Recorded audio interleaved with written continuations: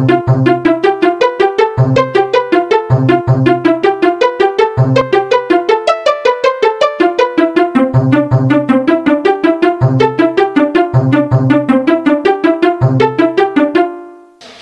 je vais passer à ouvrir le conseil communautaire et je vais passer à l'appel. Catherine Bertin, Daniel Boucher, Béatrice Caresco, Didier Casimajou, Didier Charlot, Dominique Clavier, Andrea Dandompierre, Bernard Danet, François Dora, Jean-Marc Depuy, Jocelyn Doré, Mylène Doro, Bernard Dréau a donné pouvoir à M. Doré, Laurence Ducos, elle n'est pas là, bon, on va voir, donc elle va peut-être arriver, Thomas Filiat, Maryse Fortino a donné pouvoir à Jean-Marc Depuy, Bruno Garabos, Michel Garat a donné pouvoir à Madame Caresco, Jérôme Gauthier, Alain Giroir, Vincent Joanneau, Pierre Laïto. Ah d'accord, c'est M. Caminat qui est là. Voilà, ok, ça marche. Michel Latapi. Non, alors Corinne Lolland a donné pouvoir à M. Dora. Julien Le Tacon. Pouvoir à. D'accord, ok. Pouvoir à.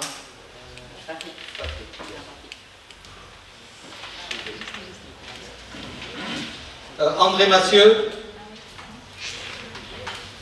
Bernard Mateil a donné pouvoir à Jean Depuy.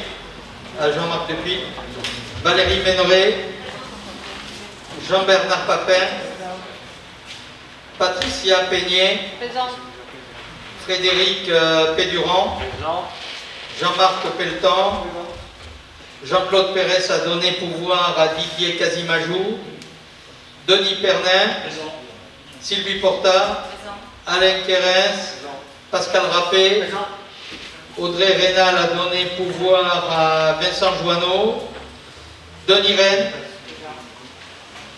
Marilyn Rideau a donné pouvoir à Madame Doro, Françoise Sabatier-Querel, Jean-Patrick Soulet et Aline Technet. Voilà. Donc on va nommer un secrétaire de séance. Ben, écoute, puisque tu es à côté, je vais te proposer. Elle cumule ce soir, mère. Puis, bon, donc est-ce que quelqu'un est opposé au fait que Mylène assure le secrétariat? Est-ce qu'il y a des abstentions? Donc à l'unanimité, elle a été désignée secrétaire de séance. Sur le premier point, c'est la liste des décisions du président. Donc vous avez dû recevoir dans vos convocations l'ensemble de décisions.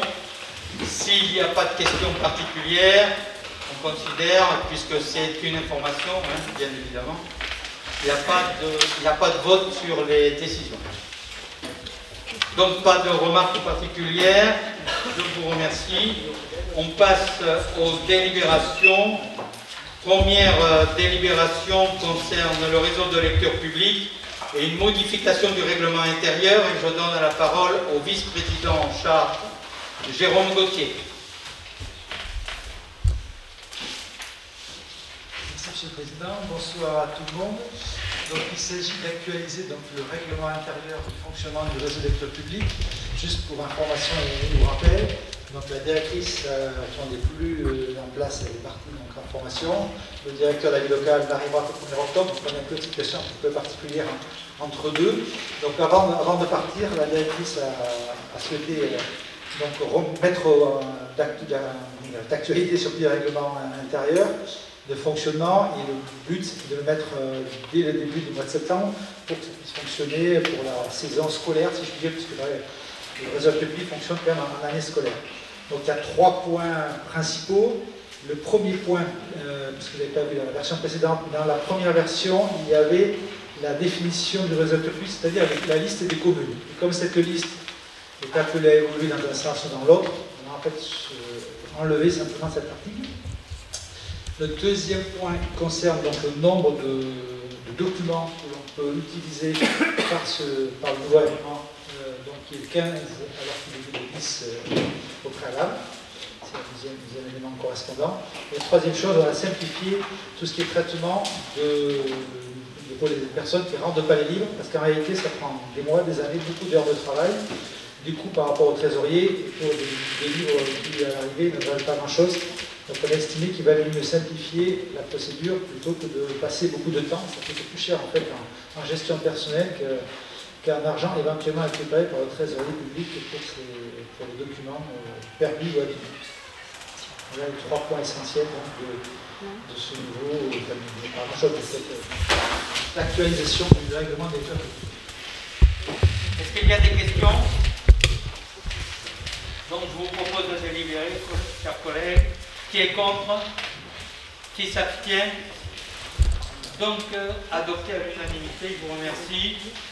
Deuxième délibération concerne l'enfance et la jeunesse. C'est une subvention de fonctionnement des multi-accueils de la société éponyme. Et je passe la parole au vice-président en charge, Jean-Patrick Soul. Merci Monsieur le Président. Donc cette délibération concerne effectivement le versement des subventions de fonctionnement des multi-accueils à la société éponyme. Donc je vous rappelle que nous avions passé un marché public attribué à cette société le 24 octobre 2018. Donc il nous engage à verser des subventions de fonctionnement à cette structure gérée par éponyme. Donc qui sont GATS, Portes et Peña. Donc pour l'année 2021, les montants des subventions de fonctionnement sont pour IDATS un montant de 279 941,24. Le multi-accueil de Portes, un montant de 142 475,53 €. Et le multi-accueil de Peña pour un montant de 280 147,77 €. Voilà, et donc ensuite, on a une rémunération de prestations suivante. Donc pour le multi-accueil d'ILAF, un montant de 15 766,67 €. Pour le Portes, pour un montant de 11 792,36 € et pour Peña, pour un montant de 11 374,12 €. Et cette délibération aussi, donc nous décidons de rembourser les fluides et les mises à disposition du personnel sur présentation des justificatifs et afférents. Donc ces sommes sont prévues donc à l'article 65-74 du budget, fonction 64. Des questions, chers collègues? Donc je vous propose de délibérer. Qui est contre? Qui s'abstient? Donc adopté. Et le point suivant concerne toujours l'enfance et la jeunesse. C'est une autorisation à émettre un titre de recette pour service fait, service commun accueil périscolaire pour la commune de Sainte-Croix-du-Mont. Et je redonne la parole à Jean-Patrick Soul. Oui, Monsieur le Président, merci. Donc, cette délibération, si vous avez bonne mémoire, nous en avions pris une l'année dernière concernant l'année scolaire de 2019-2020, puisque la commune de Sainte-Croix-du-Mont n'avait pas ratifié la convention, mais nous avions assuré quand même le service du périscolaire, donc nous avions émis un titre. Et là, nous faisons donc la même chose, puisque la commune de Sainte-Croix n'a toujours pas donc, signé sa convention. Nous avons rencontré le maire avec différents services. Nous avons retransmis une nouvelle convention qui partira à partir du 1er septembre 2021 jusqu'au 31 juillet 2023. Donc nous attendons donc cette convention signée. Mais entre-temps, il faut quand même que nous faisons rentrer le service fait de l'année 2020 à l'année 2021. Donc, je devais autoriser donc, le président à émettre ce titre pour service fait. Pour mémoire, donc, le service, le coût total de la facturation du service commun à Sainte-Croix-du-Mont s'élève à 41 671,88 et la part qui reste à charge, donc, pour la commune de 24 920,70, puisque entre-temps il a touché donc, une partie, lui, de la CAF, et nous avons touché les prestations des familles et aussi une plantation aussi de la CAF. Voilà. Des questions, chers collègues? Donc je vous propose de délibérer. Oui, qui est contre? Qui s'abstient?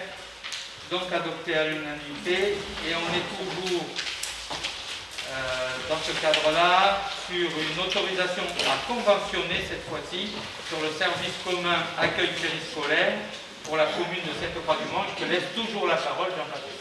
Je vous remercie, je vais la rendre bientôt. Donc du coup, comme je vous ai dit juste précédemment, donc nous avons reformulé une convention mise à jour avec les dates concernant donc la prestation service commun périscolaire de l'année du 1er septembre 2021 jusqu'au 31 août 2023.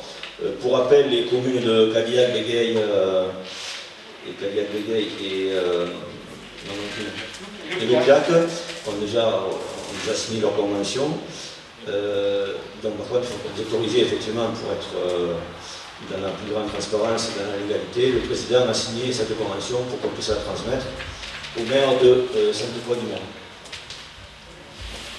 Voilà. Merci bien, on est toujours dans le même registre. Est-ce qu'il y a des questions? Donc on délibère. Qui est contre? Qui s'abstient? Donc adopté. Le point suivant concerne le SPAN sur une modification des statuts du syndicat, vous en avez déjà parlé, des deux rives, en syndicat mixte ferme et désignation de représentants. Et je donne la parole à notre collègue Alain Kérez. Merci Monsieur le Président, bonsoir à tous et à toutes. Donc, comme vient de le rappeler le Président, vous savez qu'on a déjà délibéré le 20 janvier 2021 pour adhérer au syndicat social de rives, pour l'assainissement collectif. C'était suite à la demande du syndicat de manière à ce qu'ils puissent se maintenir en syndicat mixte. Entre-temps, ils ont donc modifié leur statut de manière qu'ils vous présentent ce soir pour ratification. Et on doit aussi également désigner donc, deux élus représentant la CDC au titre de ce syndicat. Donc, moi je vous ai proposé avec le président donc, de désigner des élus prioritairement de la commune d'Escoussan, puisque c'est en fait la région concerne uniquement la commune d'Escoussan. Donc j'avais demandé à Madame le maire, ici présente Madame Bertin, de vous proposer donc, deux candidatures. Donc, il s'agit donc de Madame Nathalie Faugère sans S. Il faudra le modifier, ça a été modifié, merci. Et donc en tant que titulaire, si vous acceptez, et donc Catherine Bertin en tant que suppléante pour représenter la CDC au sein du syndicat, et en même temps d'adopter les nouveaux statuts de ce syndicat. Monsieur le Président. Voilà. Je suis quand même obligé de demander s'il y a d'autres candidatures. Donc, du moment qu'il n'y a pas d'autres candidatures et sur la proposition qu'a fait Alain Kérez, donc de fait, ces personnes sont du coup élues. Donc, on va d'abord préalablement voter sur la modification des statuts, puisque si elles ne seraient pas élues, s'il n'y avait pas de modification des statuts. Donc, voilà, alors on va voter d'abord sur la modification des statuts. Qui est contre? Qui s'abstient? Donc c'est adopté. Et sur la deuxième proposition, donc la candidature de Madame Faugère en titulaire et Madame Bertin en suppléant. Qui est contre? Qui s'abstient?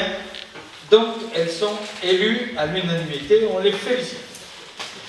Donc, la délibération suivante concerne l'attribution du marché des travaux protection des berges de bord de Garonne à l'Estiac-sur-Garonne et Paillé. Et je donne la parole à notre collègue Valérie Méneret. Bonsoir. Donc, juste un petit historique. Ces travaux font suite à un événement qui date de 2014 où les pluies diluviennes avaient emporté les berges de l'Estiac et Paillé sur une centaine de mètres. Donc on a travaillé avec la commission, bon, ça date ça date, c'est des choses qui ont été portées par les différents bureaux, par différentes communautés de communes et qui étaient engagées auprès des habitants.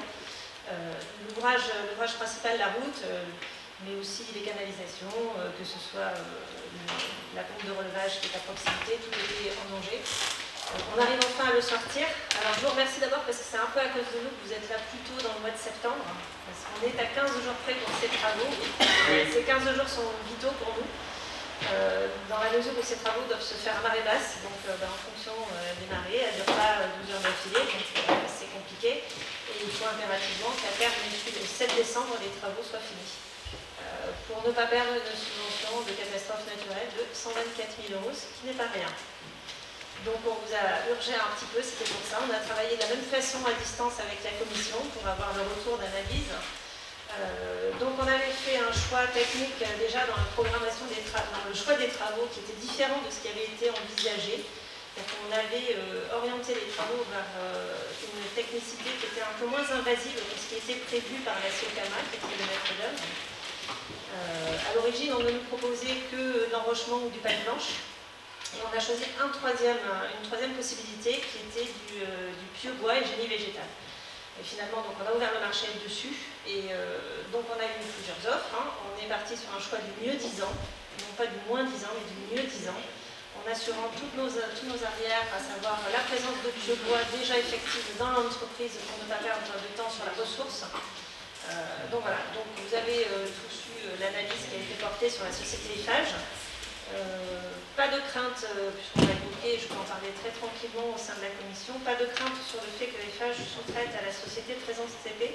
C'est une société régionale, donc qui est originaire du 17, et qui est spécialisée dans les dunes atlantiques. Donc notre Garonne ne vaut pas quand même l'océan Atlantique, je pense qu'ils savent faire. Voilà, donc voilà, donc on a présenté au riverain avec messieurs les maires de l'Estac et Paillé hier soir les travaux, sans présenter l'entreprise bien sûr, puisque c'est à vous qu'on va vous demander de nous autoriser. Mais donc voilà, si quelqu'un a une question, si vous voulez un peu plus d'explications sur les travaux en eux-mêmes, il ne faut pas hésiter. Est-ce qu'il y a des questions, chers collègues? Bon, Madame Ménoré, vous avez été très claire. Donc, je vous propose de délibérer. Qui est contre? Qui s'abstient? Donc, adopté à l'unanimité, je vous remercie bien. Le point suivant concerne les ressources humaines et c'est une autorisation de principe à recourir à des contrats saisonniers à compter du 15 septembre 2021. Vous savez que dans le cadre des recrutements d'animateurs pour le CLSH, donc il nous faut trouver les animateurs. D'ailleurs, ce qui n'est pas, n'est-ce pas, Monsieur le Vice-président, c'est pas simple du tout, parce que ces animateurs, bien qu'ils ne fassent qu'un certain temps, ils doivent quand même être détenteurs du BAFA, et à minima, et une expérience dans le domaine de l'éducation et de l'animation, bien évidemment. Donc, les emplois sont classés dans la catégorie hiérarchique C et sans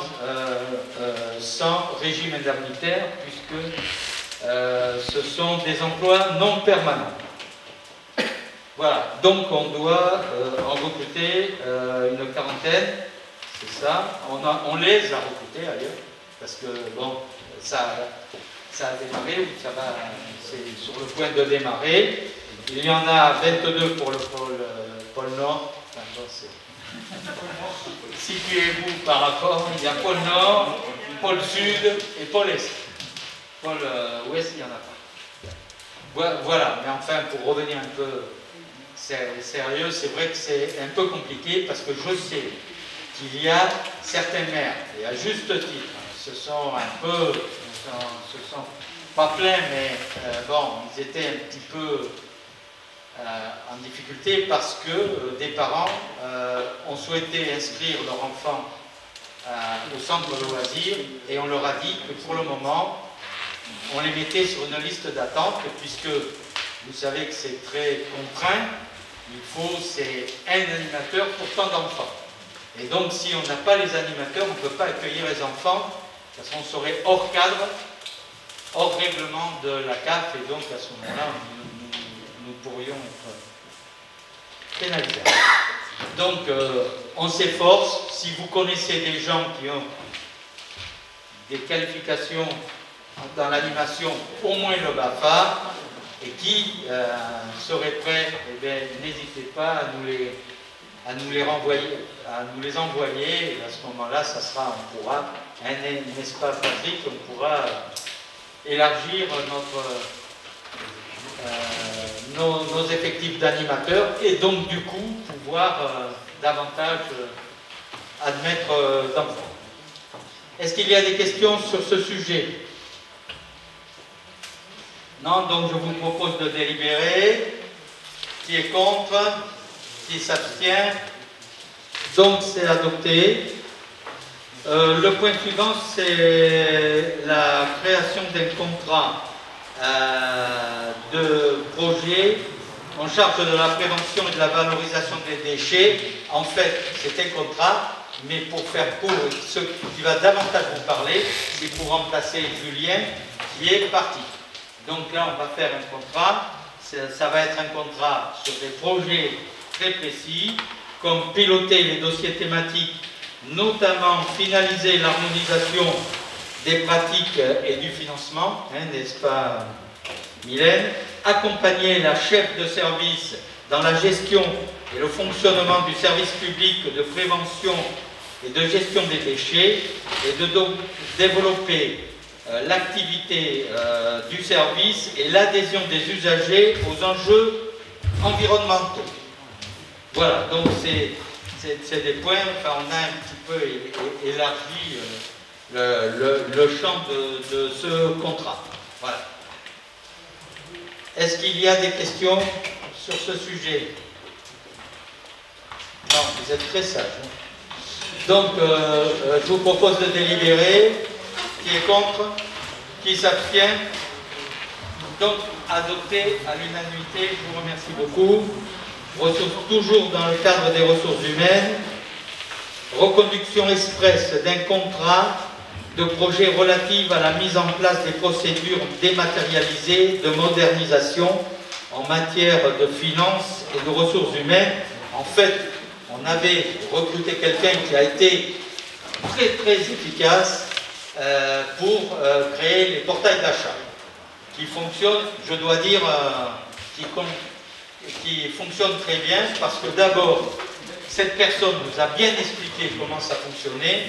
On travaille avec JBS et c'était pas évident d'expliquer un petit peu comment ça fonctionnait. Donc, on va la reconduire parce qu'il y a besoin effectivement de stabiliser ce service, se garantir son bon fonctionnement et aussi on va peut-être élargir, enfin on va certainement élargir la compétence de l'action de cette personne à des missions d'assistant et de gestion financière en ressources humaines.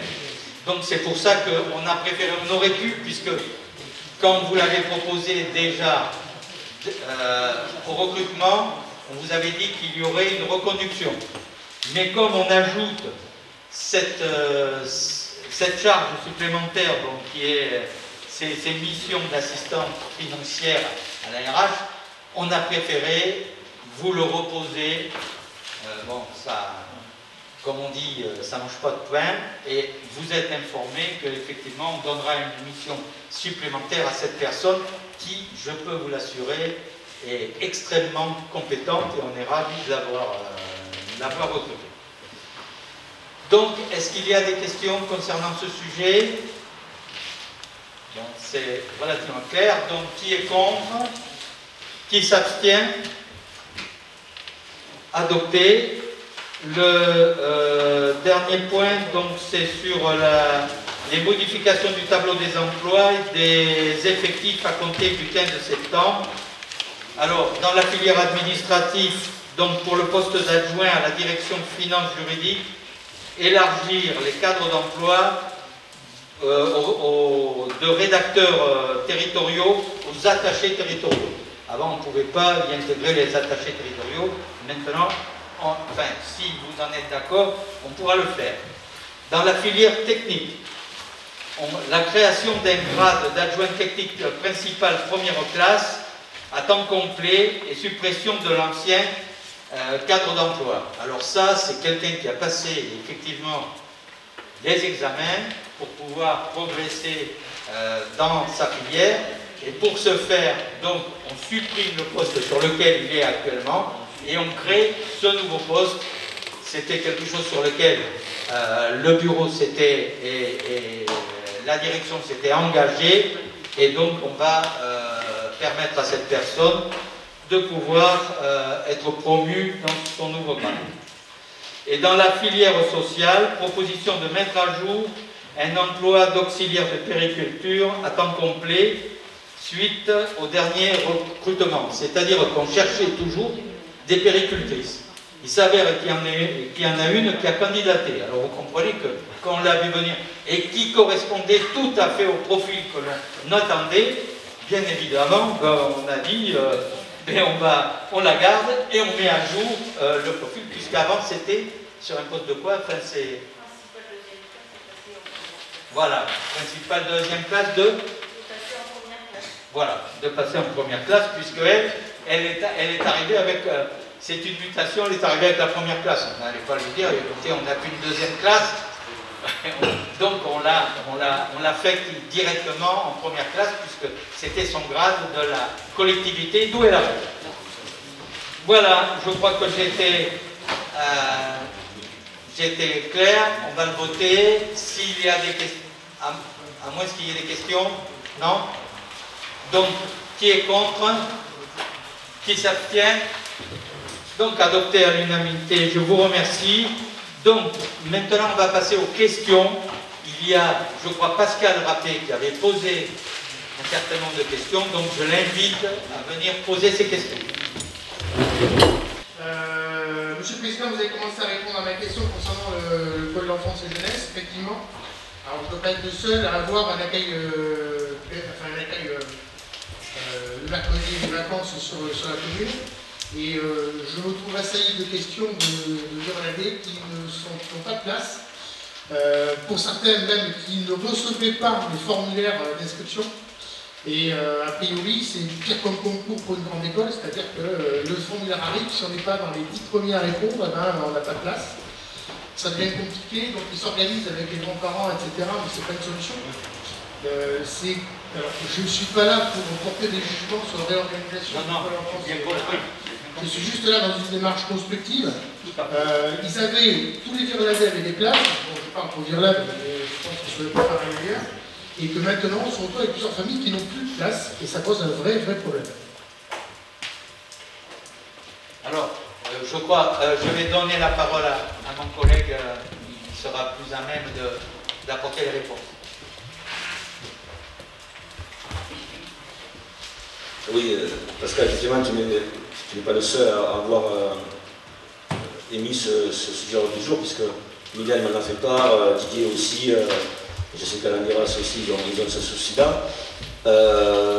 Alors, on va commencer. Ta première question, c'était pourquoi certaines familles de la communauté de Virlande n'arrivent pas à inscrire leurs enfants. Donc, il y a plusieurs réponses à cette question. Tu parlais du portail, des logiciels d'inscription portail famille. Bon, il se trouve effectivement, il nous pose un certain nombre de soucis. On est en train de travailler sur un renouvellement, sur un nouveau logiciel. Il y avait un appel d'offres qui a été fait, les services travaillent dessus, en espérant que ça va peut-être résoudre certaines choses. Et effectivement, le premier arrivé, le premier servi. Les parents sont pleinement connaissent les difficultés maintenant de l'inscription, donc sitôt qu'ils savent que ça va ouvrir, ils se jettent dessus. Et effectivement, bon.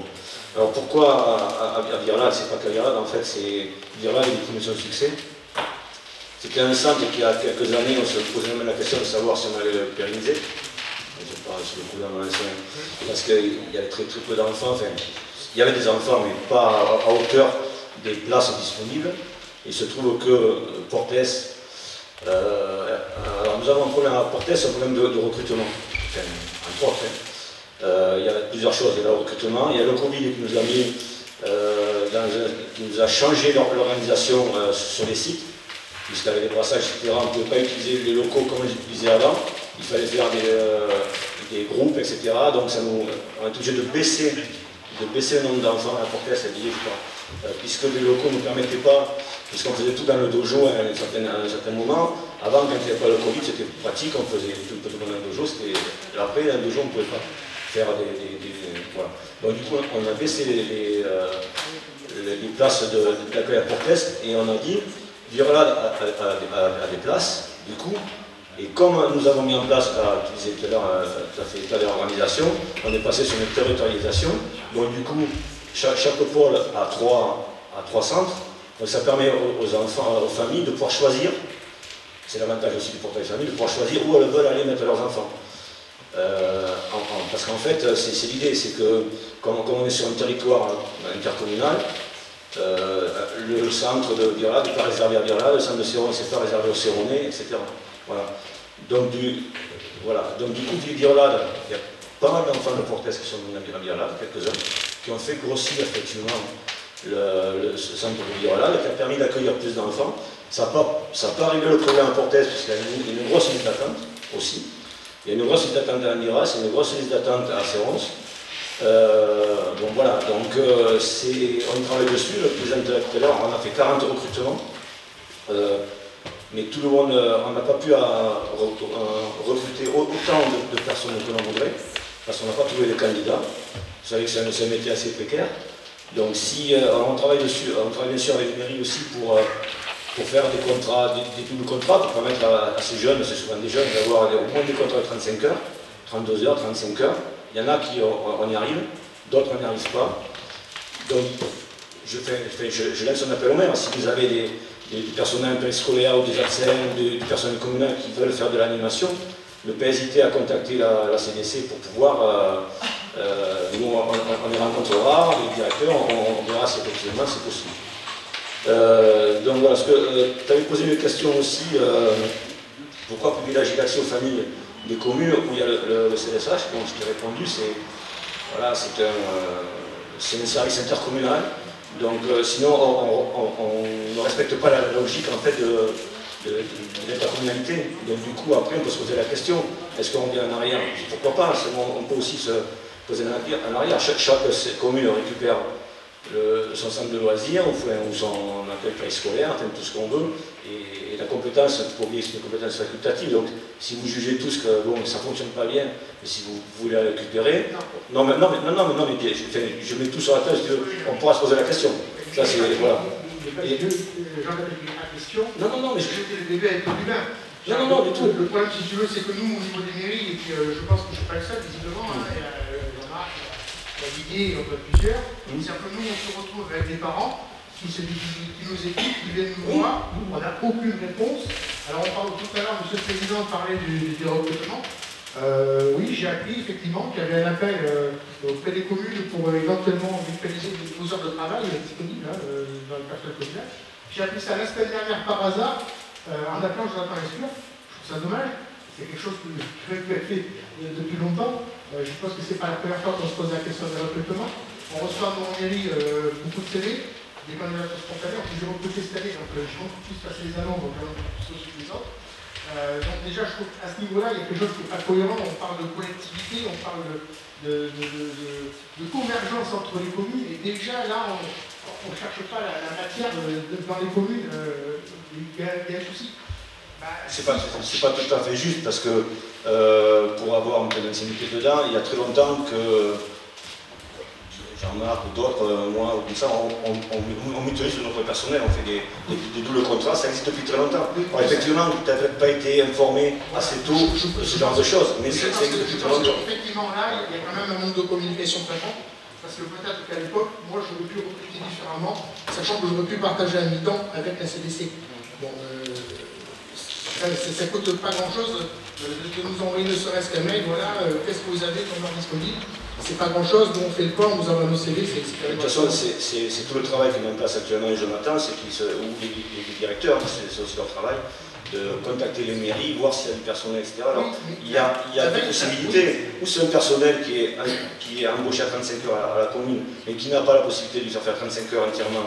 Donc on met à disposition un certain nombre d'heures à la communauté de communes, sur 1607 heures, bon, on peut lui mettre 300 heures, 400 heures à disposition de la communauté commune. Les directeurs de centre récupèrent ces heures-là et font le planning avec cet agent-là en fonction des heures qu'il va donner à disposition.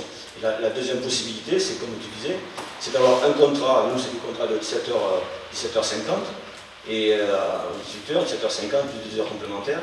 Et donc du coup, si tu as un contrat qui fait, il faut pas que ton contrat il dépasse 23 heures ou 22 heures, le personnel. Sinon après, nous, on ne peut pas le prendre parce qu'on dépasse le temps réglementaire de travail. Donc voilà, c'est un travail à faire avec tout le monde, il n'y a pas de souci.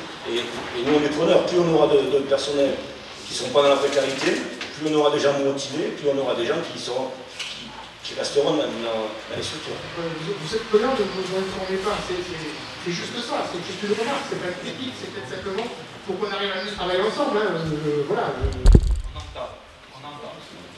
Et tu disais aussi comment sont calculés les nombres de places.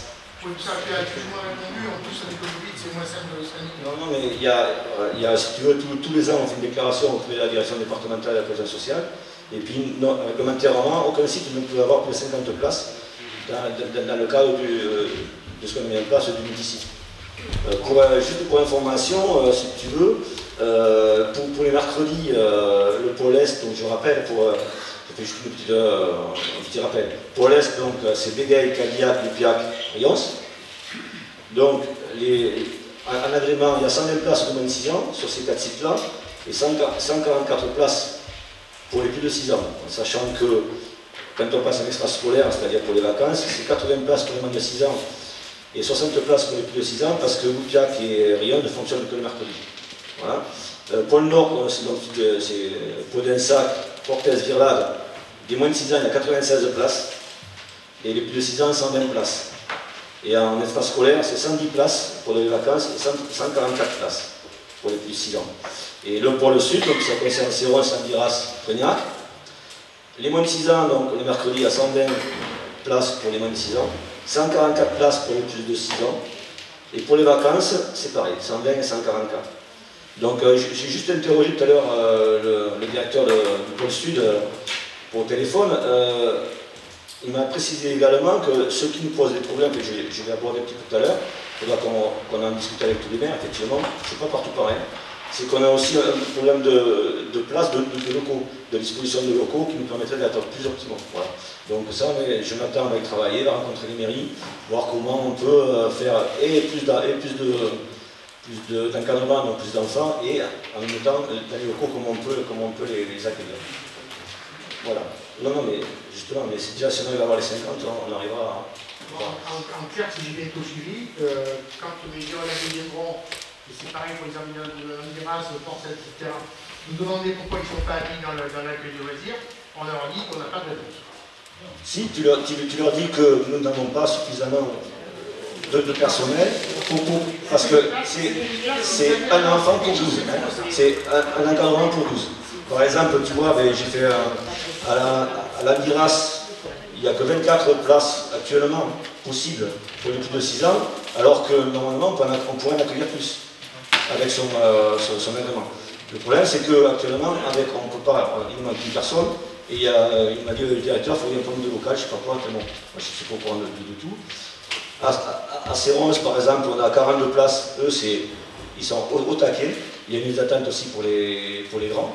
42, c'est plein. Et les 24 moins de 6 ans, il y a une grosse liste d'attente aussi. On peut monter à 32 avec les locaux, mais il manque une personne. Déjà aussi. Et Prignac, bon, la Prignac, c'est 24-24 parce qu'il y a très peu de liste d'attente. Il y a une ou deux personnes, donc du coup, Prignac, il n'y a pas de difficulté particulière.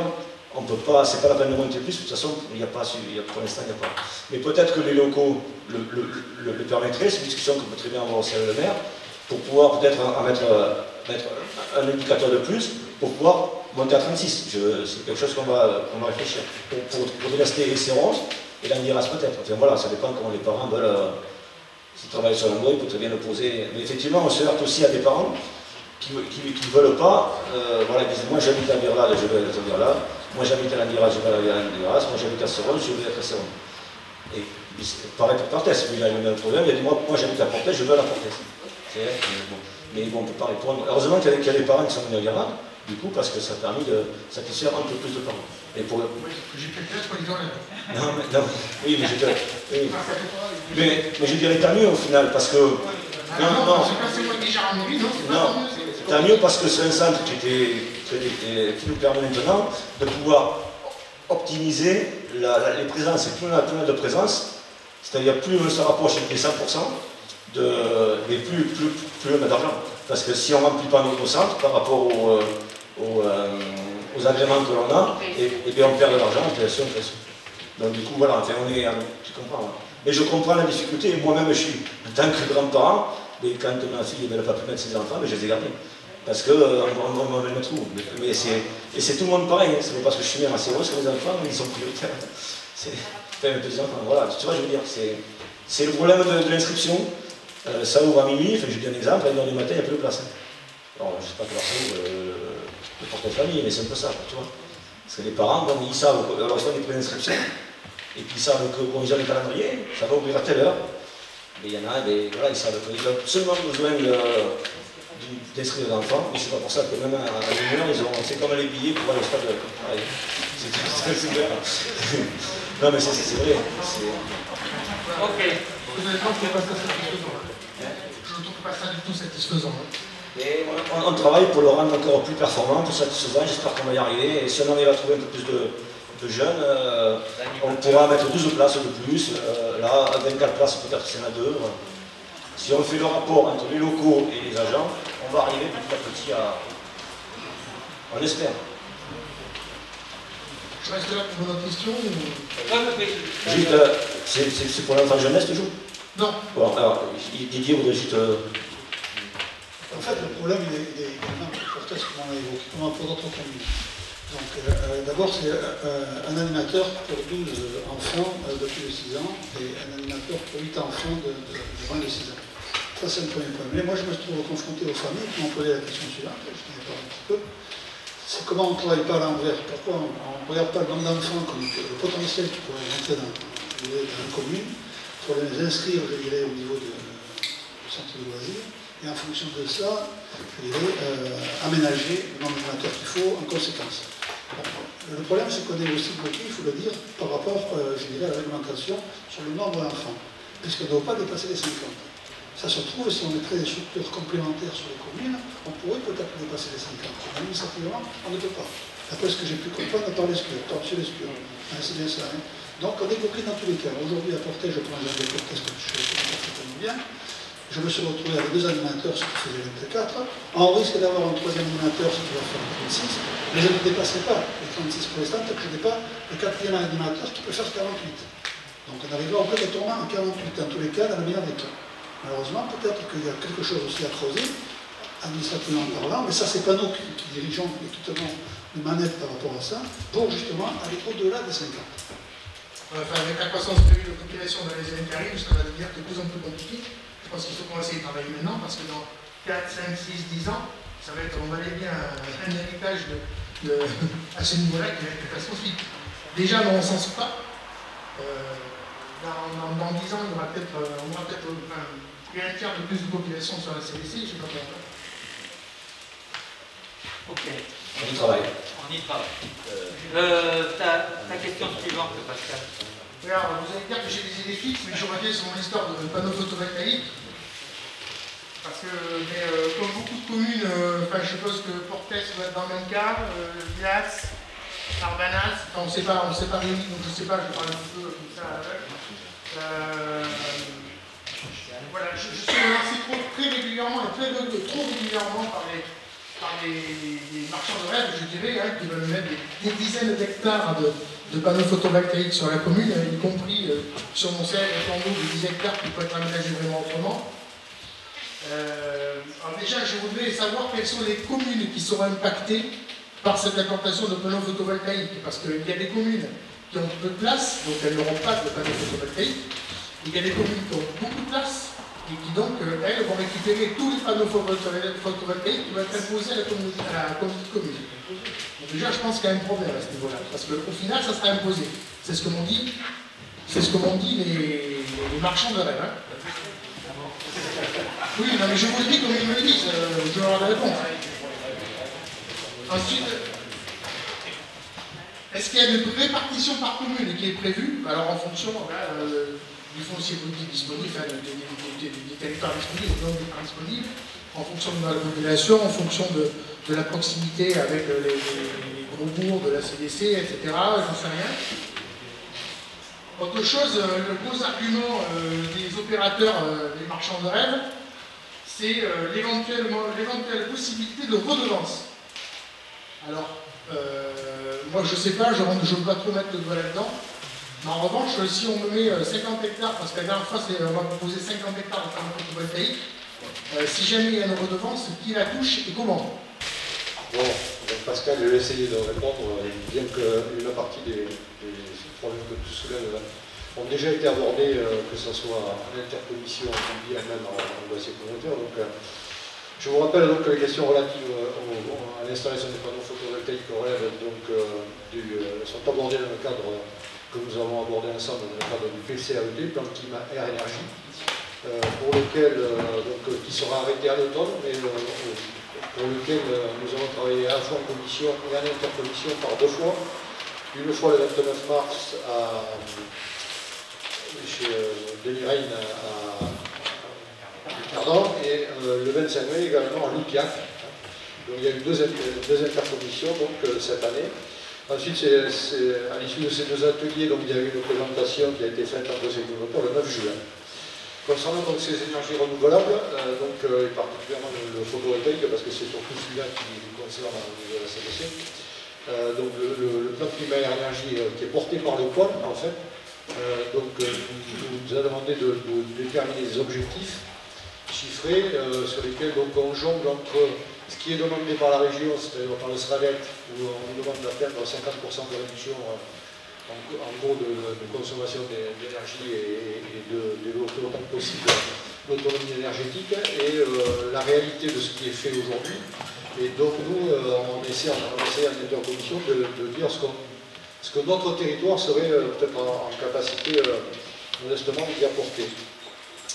Donc, concernant cette production énergétique, tout d'abord, on essaierait de viser une autonomie énergétique de 47% d'ici 2050, alors qu'on est aujourd'hui, on était en 2016 qu'à 9%. Donc ça veut dire quand même qu'à un moment donné, pour atteindre les objectifs qui seront fixés dans le cadre de la région, au travers de ce SRADET, il va falloir faire des efforts dans ce sens. Donc, je ne vais pas vous donner de chiffres précis ce soir, puisqu'en fait, on a encore à y travailler là-dessus, mais en fait, en gros, les chiffres que j'avais moi, c'était que d'ici 2032, il faudrait au moins qu'on ait déjà 22 hectares de panneaux photovoltaïques au sol et bien plus en toiture.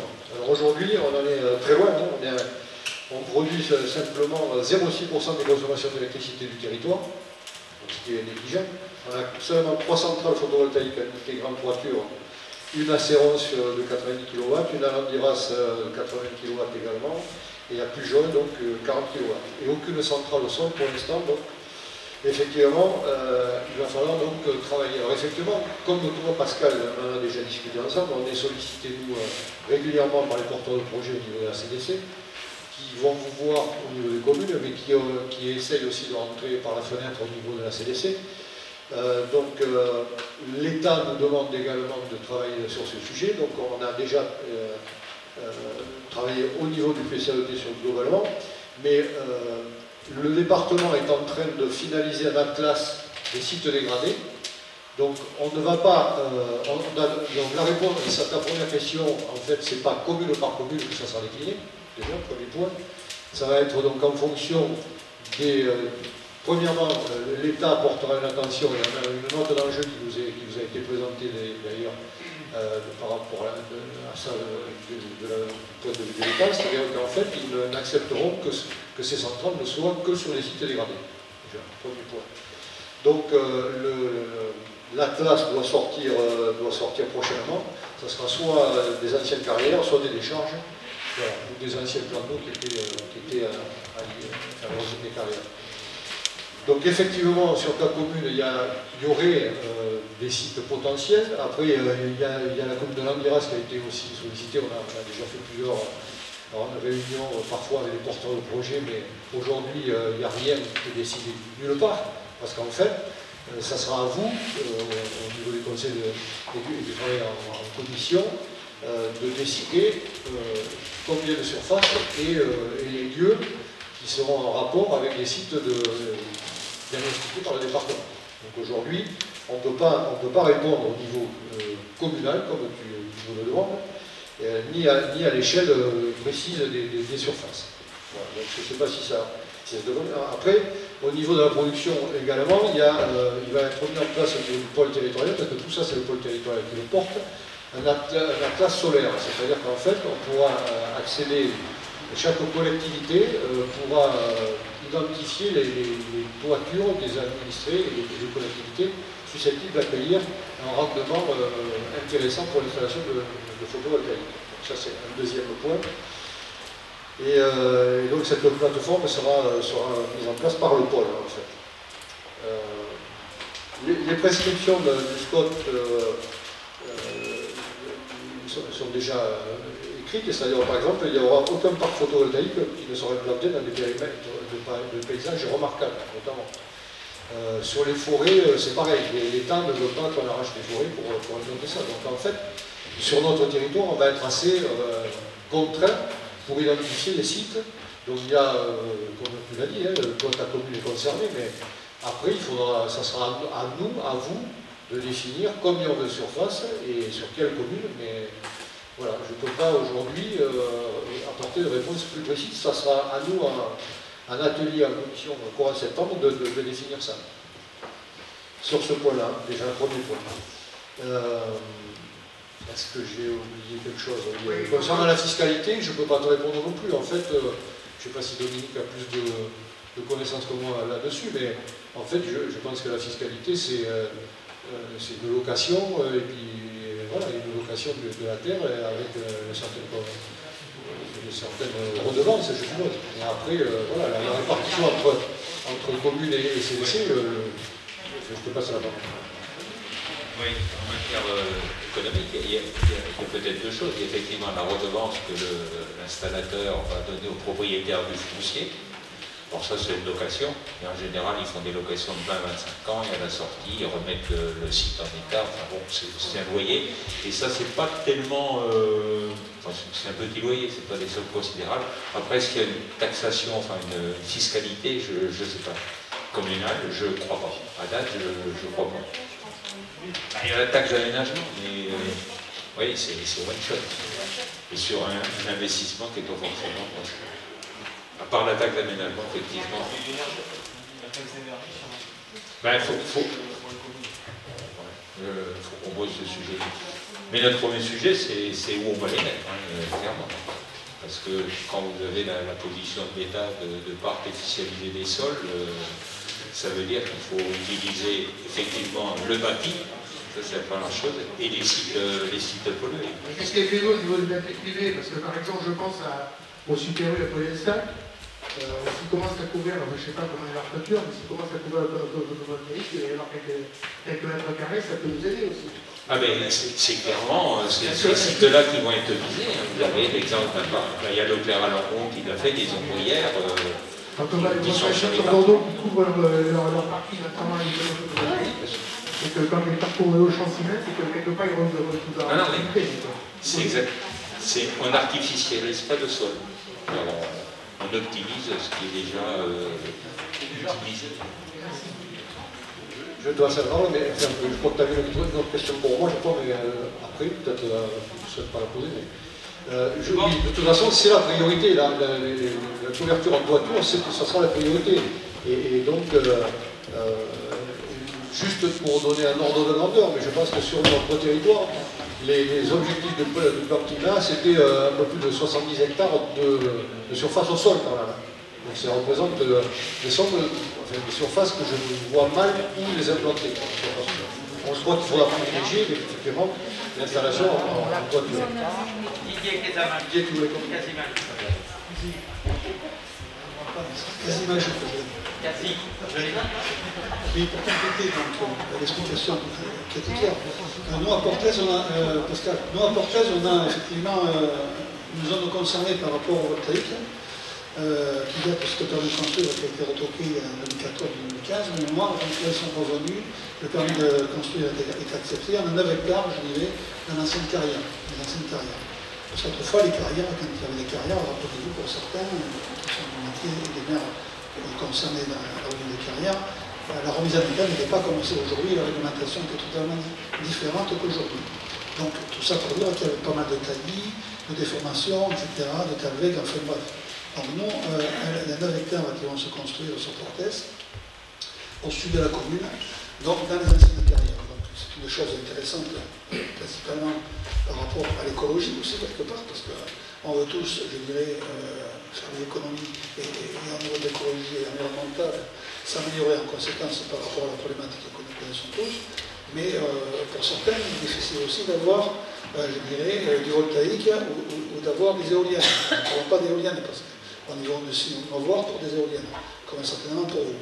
Et tout ça pour vous dire que donc, il y aura 9 hectares donc, qui ont été inscrits au niveau du PLUI, je dirais, et de réserver la zone concernée.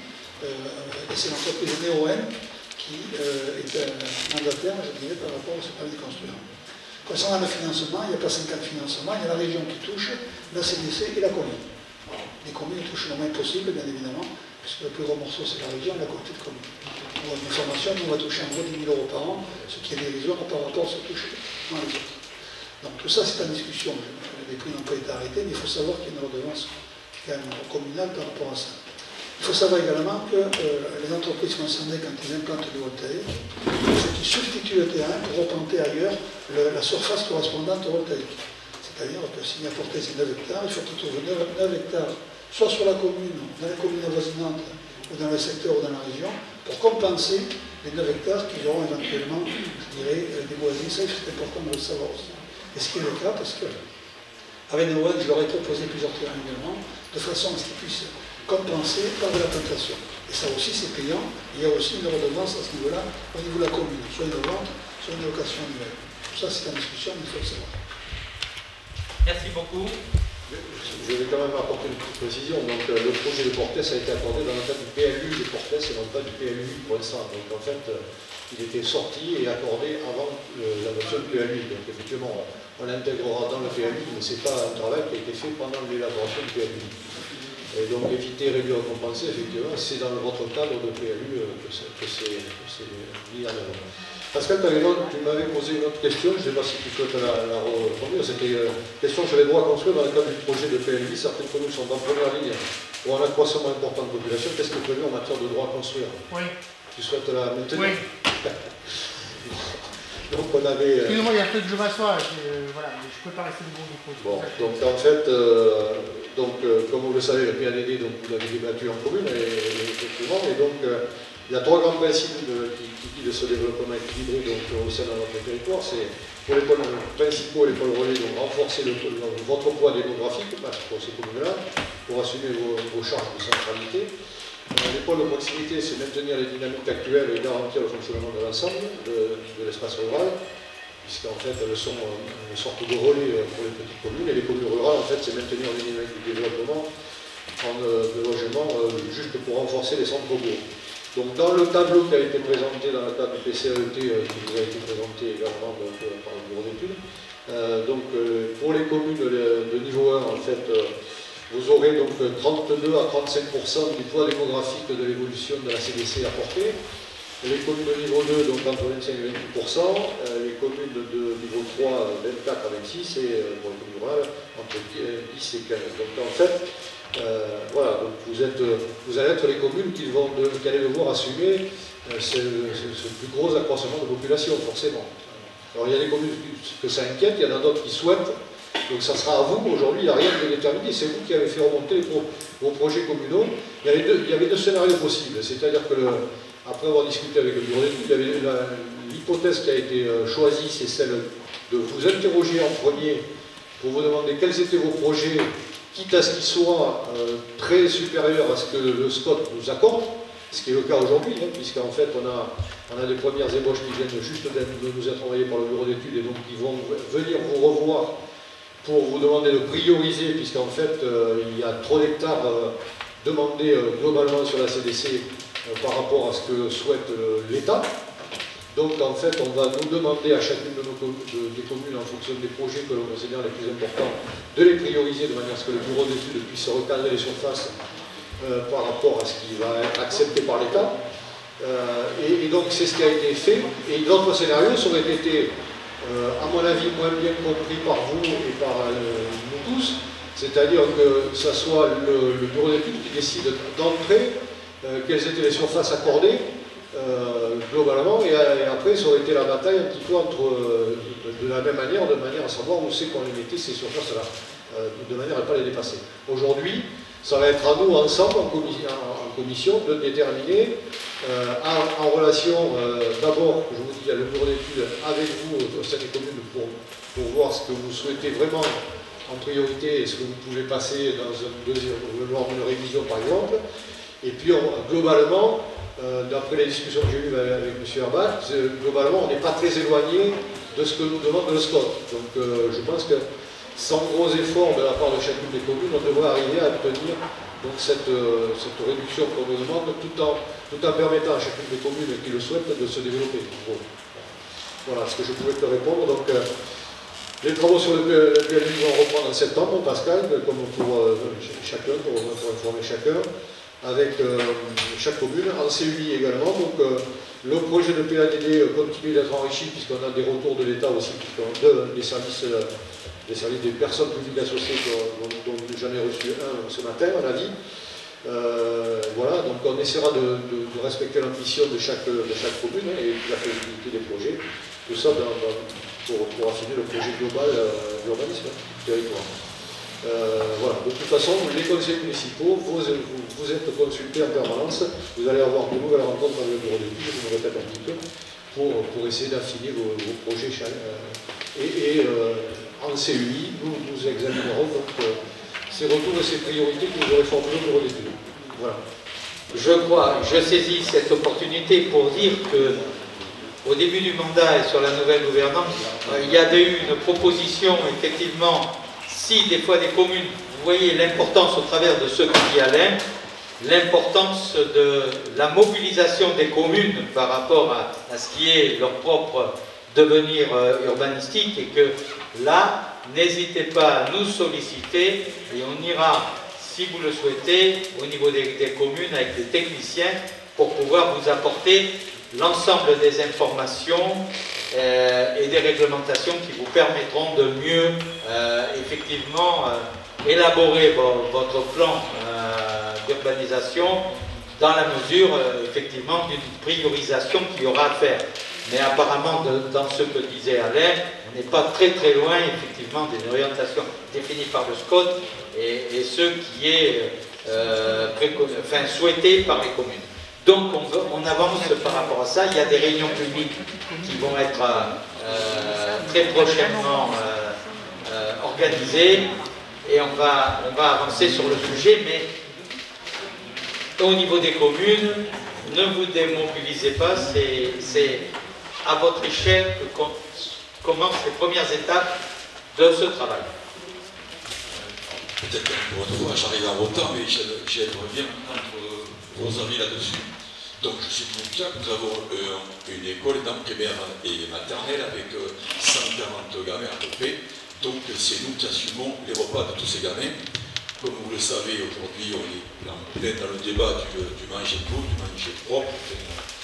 Et je me rends compte, dans mon restaurant scolaire, que le jour où il faudra que je mette en conformité mon restaurant scolaire, ça va coûter plus cher. Je me rends compte que la couleur de patate, il faut la changer, que le frigo, il faut changer en permanence, qu'il y a un dedans, il faut que je paye une cuisinière. C'est qui est normal. Je me demande si vous avez déjà eu le sujet qu'il y aurait d'une cuisine centrale qui, elle, se serait chargée de s'occuper de recherche et maraîchage bio pour faire de la restauration bio en transport. Que moi, ça m'aurait permis de faire uniquement une unité de réchauffage. Je ne sais pas si vous avez parlé avec les autres collègues qui ont des restaurants scolaires, parce que ça changerait ma politique de réflexion. Est-ce que je continue sur cette voie où je répare ma cuisine, ou je travaille avec mon comité de commune sur un projet de cuisine centrale plus sophistiqué avec justement du maraîchage organisé. J'ai vu que maintenant il y a des terres qui peuvent être faites et qui seraient organisées par une seule unité. Voilà. Le problème que tu développes là, c'est il y a un certain nombre de communes qui ont opté, eux, pour avoir une prestation de proximité de façon à être au plus près, effectivement, de la culture locale. Je sais que, par exemple, moi je prends l'exemple de Cadillac, 85% c'est des produits naturels et de proximité.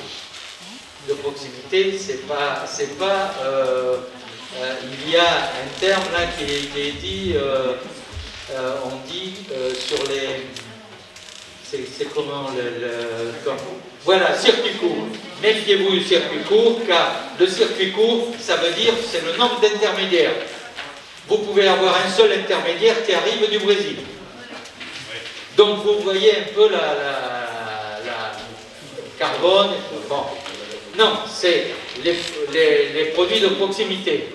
Alors je sais que sur, par exemple, les grandes centrales, il y en a qui ont trouvé que sur les grandes centrales, ça s'assimilait un petit peu à, excuse-moi un petit peu, la cuisine hospitalière, quoi. C'est un peu l'usine.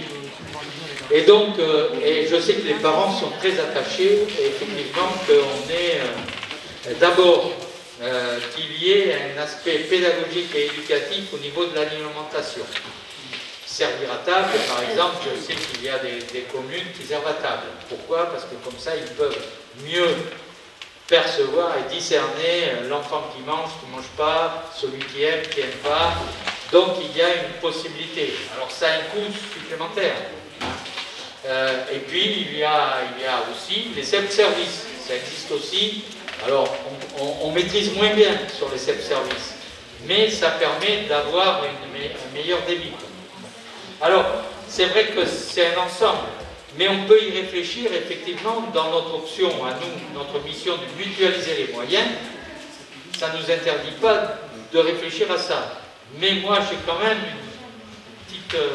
sur les grandes centrales, j'en ai vu le résultat, la liaison froide par exemple, on remonte en température et trucs qui ont été élaborés, produits, congelés, décongelés sur la montée en température.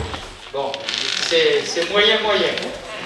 Le bio, alors après, je sais que la loi nous impose effectivement un certain nombre de produits de bio, mais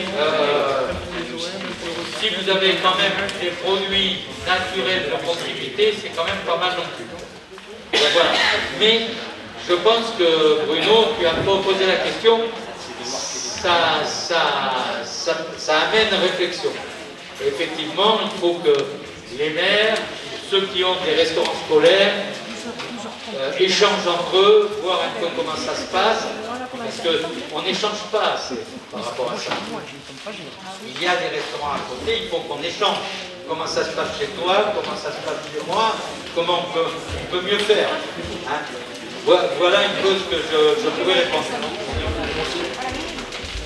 Juste très rapidement, Bruno, il y a des aides actuellement sur la modernisation justement de l'équipement avec le plan de relance.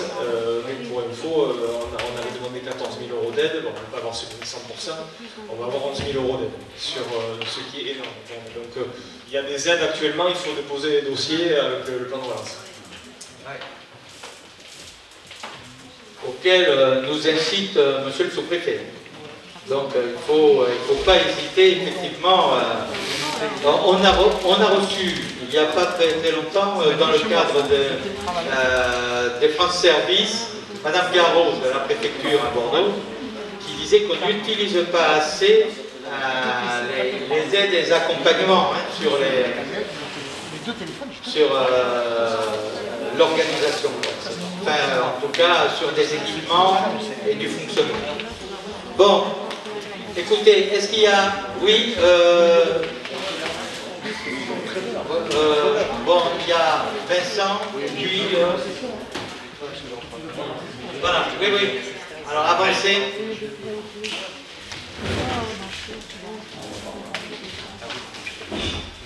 Jean-Marc.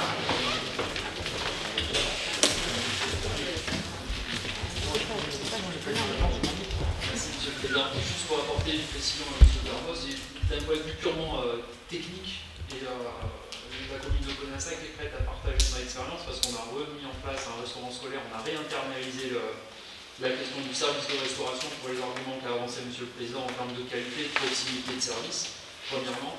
Et de deux, sur un aspect vraiment technique pur de la cuisine centrale, et pour travailler ce sujet dans d'autres domaines, je peux vous annoncer que la rentabilité d'une cuisine centrale s'estime entre 4, voire 5 à 6 000 personnes jour. Et ça engagerait de fait un investissement démesuré, même pour notre collectivité, et même si on rayait l'ensemble des convives sur l'ensemble de la communauté de communes. Mais il y a bien évidemment des intermédiaires qui peuvent être envisagés, et de la mutualisation interservice sur des petites proximités, mais à l'échelle d'une communauté de communes comme la nôtre, c'est pas envisageable et ce ne serait pas assurant pour les finances publiques. Merci Jean-Marc. Vincent? Non? Daniel?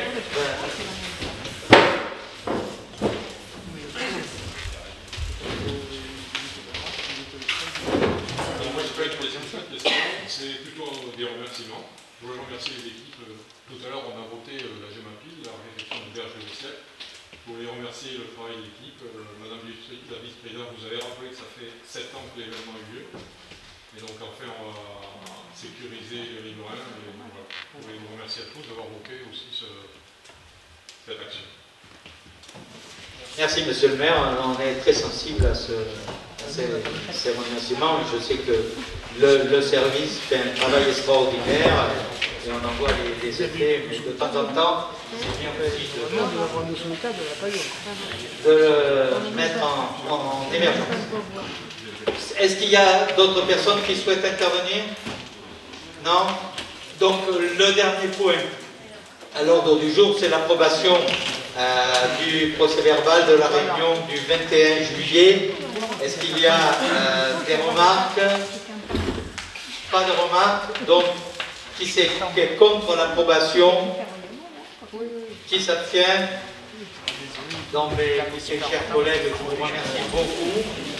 Et je clôture ce conseil communautaire. Merci beaucoup.